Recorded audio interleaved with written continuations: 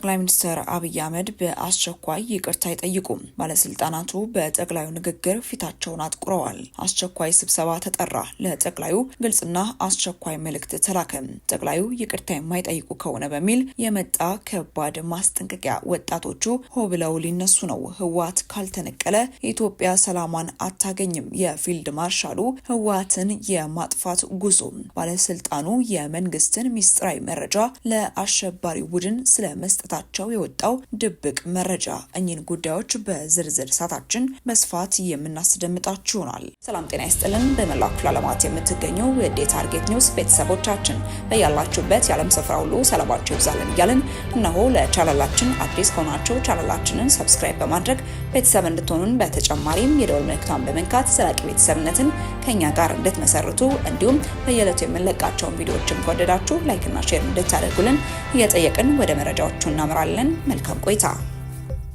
ወደ አስቀደምንላችሁ ጉዳያችን ስናመራ የሶማሌ የጎሳ መሪዎች ጠቅላይ ሚኒስትር አብይ አህመድ ድሬዳዋ የኦሮሚያ ነበረች ለሚለው ንግግራቸው ይቅርታ ሊጠይቁ ይገባል ማለታቸው ተሰምቷል።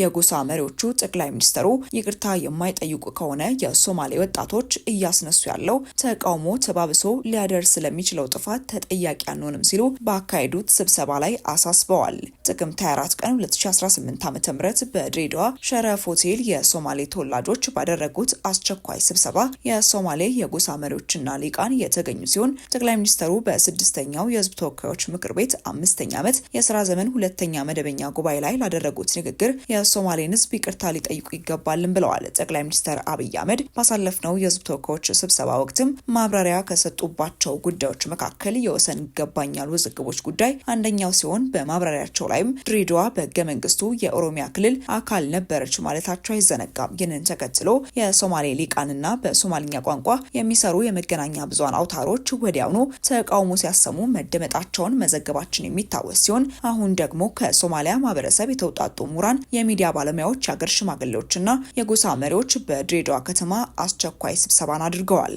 በድሬዳዋ ከተማ ሸረፍ ሆቴል የሶማሌ ጎሳ መሪዎችና ሊቃን ባደረጉት አስቸኳይ ስብሰባ ጠቅላይ ሚኒስትር አብይ አህመድ በህዝብ ተወካዮች ምክር ቤት ፊት ድሬዳዋ የኦሮሚያ አካል ነበረች በማለት ለተናገሩት ንግግር በይፋ ወጥተው ይቅርታ እንዲጠይቁ ያሳሰቡ ሲሆን ይህንን ማድረግ ካልቻሉ በሶማሊያ ወጣቶች ዘንድ እየተነሳ ባለው ተቃውሞ ለሚፈጠር ማናቸውም ችግር የጎሳ መሪዎች ኃላፊነት እንደማይወስዱ መግለጻቸውም ተሰምቷል። በአስቸኳይ ስብሰባው ላይ የኢሳና ጉርጓር ዋና የጎሳ መሪዎች የተገኙ ሲሆን የጉርጓራው የጎሳ መሪ እናም የሰፊው የኢሳ ጎሳ መሪ ጠቅላይ ሚኒስትሩ የሶማሊያን ህዝብ በይፋ ይቅርታ እንዲጠይቁ በመድረኩ ላይ ማሳሰባቸውን የመረጃ ምንጮቻችን አክለው ገልጸዋል።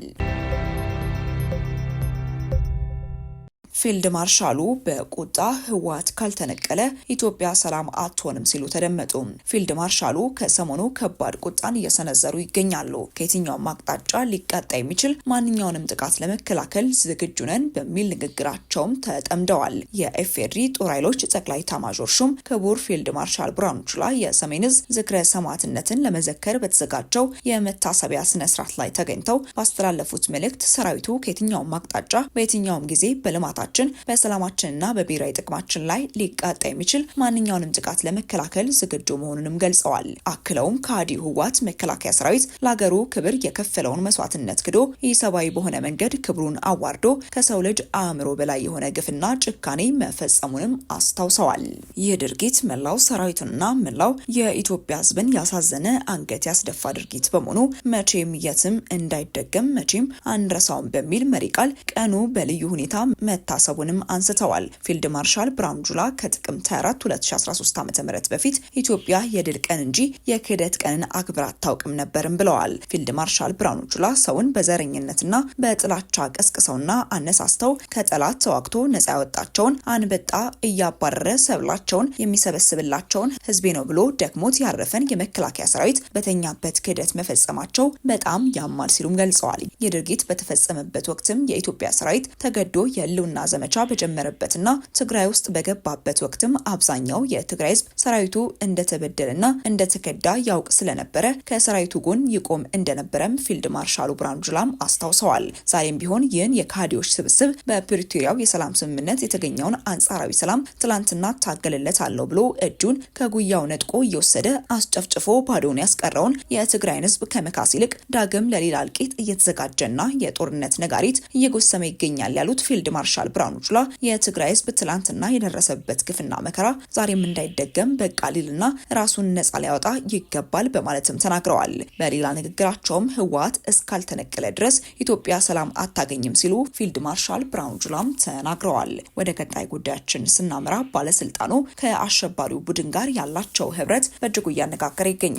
የቤኒሻንጉል ጉሙዝ ተቃዋሚ የምክር ቤት አባል ዮሐንስ ተሰማ አዲስ የሽብርተኝነት ክስ እንደተመሰረተባቸው ተሰምቷል። በቤኒሻንጉል ጉሙዝ ክልል ምክር ቤት የቦሮ ዴሞክራሲያዊ ፓርቲ ተወካይ ዮሐንስ ተሰማ ከሽብር ጋር በተያያዙ ክሶች ፍርድ ቤት የዋስትና መብታቸው ከተፈቀደላቸው በኋላ ከመሬት ሊዝ ጋር በተያያዘ ነባር ክስ የእስር ቅጣት የተጣለባቸው እናም ዮሐንስ አሁን ደግሞ 3 አዲስ ተደራራቢ ክሶችም እንደቀረቡባቸውም ተሰምቷል። የክልሉ አቃቤ ሕግ በዮሐንስ ላይ ያቀረባቸው 2 ክሶች ከሽብር ጋር የተያያዙ ሲሆን አንዱ ክስ ደግሞ በመተከል ላይ ከሚነሳው የይገባኛል ጥያቄ ጋር የተያያዘ የክልሉን የግዛት አንድነት የመንካት ወንጀል ነው። ዮሐንስ አዲስ ክስ የተመሰረተባቸው ከአወዛጋቢው የክልሉ ህገ መንግስታዊ ማሻሻያ ላይ በተያያዘ በተጠረጠሩበት ወንጀል ዋስትና ከተፈቀደላቸው ከ1 ወር በኋላ ነው። የምክር ቤት አባሉ ያለመከሰስ መብታቸው ከተነሳበት ክስ በተጨማሪ ከከተማ መሬት ሊዝ ይዞታ ጋር በተገናኘ በተቀሰቀሰባቸው የቆየ ክስ 5 ዓመት ከ10 ወር እስር ስለተፈረደባቸው ከእስር ሳይፈቱ እንደቀሩም አይዘነጋም።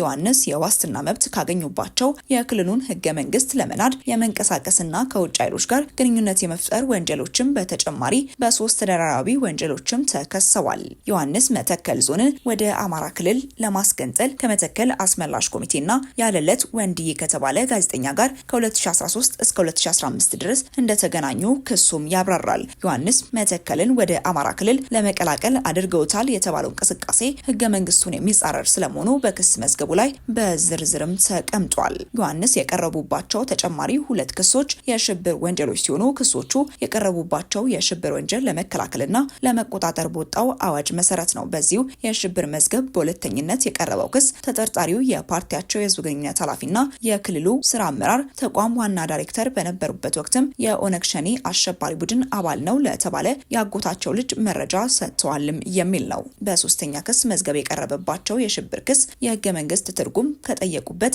የክልሉ ህገ መንግስት ማሻሻያ መጽደቅ ጋር በተያያዘ በግል የፌስቡክ ገጻቸው አሰራጭተውታል ከተባለው መረጃ ጋር በተያያዘ ነው። ዮሐንስ የክልሉ ምክር ቤት የካቲት 17 2017 ዓ.ም የጸደቁ የተለያዩ አዋጆችን መነሻ በማድረግ ያሰራጩት ቅስቀሳ የ3 ሰዎች ህይወት እንዲጠፋ ምክንያት በመሆኑ በክስ መዝገቡ ዝርዝር ላይም ተመላክቷል። ውድ ተመልካቾቻችን ለእሳቱ የነበረን መረጃ ይህንን ይመስል ነበር። አብራችሁን ስለነበራችሁ እጅግ አድርገን እናመሰግናለን። በቀጣይ እስክንገናኝ ድረስ መልካም ቆይታ።